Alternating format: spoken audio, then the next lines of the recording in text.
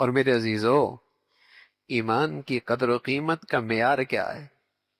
ایمان کا قدر و قیمت کا معیار کیا ہے کہ واقعی میرے دل میں ایمان کی عظمت ہے؟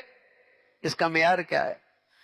فرمایا فَمَن يَكْفُرْ بِالطَّاغُوتِ وَيُؤْمِن بِاللَّهِ فَقَدِ اسْتَمْسَكَ بِالْعُرْوَةِ الْوُثْقَىٰ، جب تک کفر سے اور کفریہ زندگی سے، کفریہ طور طریقوں سے، کفریہ عقائد اور نظریات سے نفرت نہیں ہوگی، اس وقت تک ایمان نہیں ہوگا۔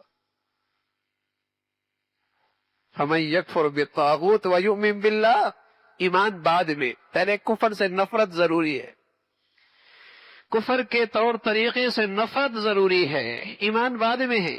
لا الہ پہلے نفرت ہے، الا اللہ بعد میں ہے۔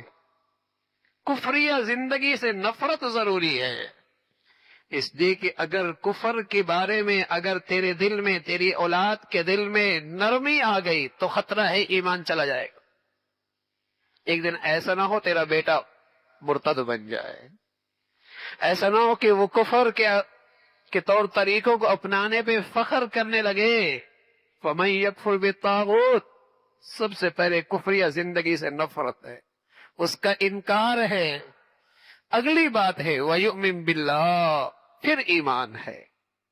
فَقَدِ اسْتَمْسَكَ بِالْعُرْوَةِ الْوُثْقَىٰ، جس نے ایسا کر لیا اس نے واقعی ایک مضبوط کڑے کی پناہ لے لی، واقعی اس نے ایک مضبوط کڑے کی پناہ لے لی، جس نے مضبوط کڑا پکڑ لیا جو اسے ہر خطرے اور ہلاکت سے محفوظ رکھے گا۔ لیکن شرط کیا ہے کہ واقعی دل و دماغ میں ایمان کی عظمت، ایمان کی اہمیت ہے، کفر کی زندگی سے نفرت ہو، کفر کی زندگی سے نفرت ہو۔ پہلے کفر کی تعریفیں زبان پہ آتی ہیں، کفریہ طور طریقوں کی تعریفیں زبان پہ آتی ہیں، پھر ایک وقت آتا ہے اسلام بھی زندگیوں سے نکل جاتا ہے، اسلام بھی ایک زندگی سے نکل جاتا ہے۔ اللہ کیا کہتا ہے؟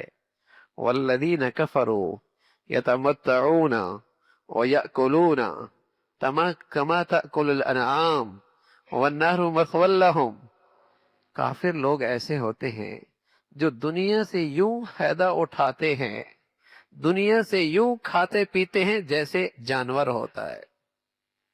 اللہ کی بندگی کے بغیر زندگی ایسی ہے جیسے ایک حیوان کی زندگی ہوتی ہے۔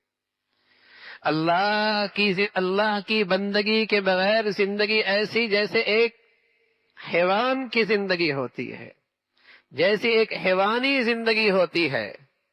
فرمایا ایسا دنیا سے نفع اٹھا رہے جیسے کوئی حیوان اٹھاتا ہے، بندگی اللہ کی کوئی نہیں، ایسا ہے جیسے حیوان ہے۔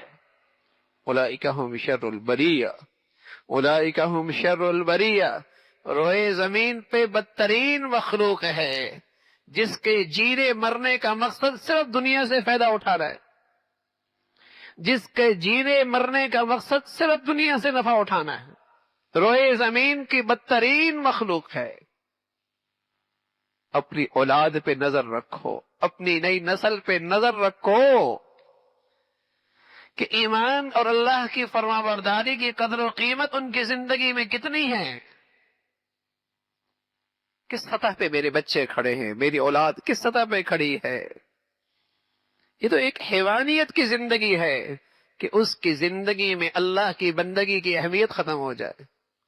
یہ تو ایک جانوروں کی زندگی ہے کہ اس کی زندگی میں اللہ کی فرما برداری کا کھانا ختم ہو جائے۔ وہ تو ایک حیوان ہے جن کا سوچ اور فکر صرف کھانے اور پینے تک رہتی ہے۔ ایک مسلمان کی زندگی، اس کا اول آخر جینا مرنا صرف اس پر ہے کہ اللہ کے فرما برداری پہ جینا ہو، اس پہ موت آ جائے۔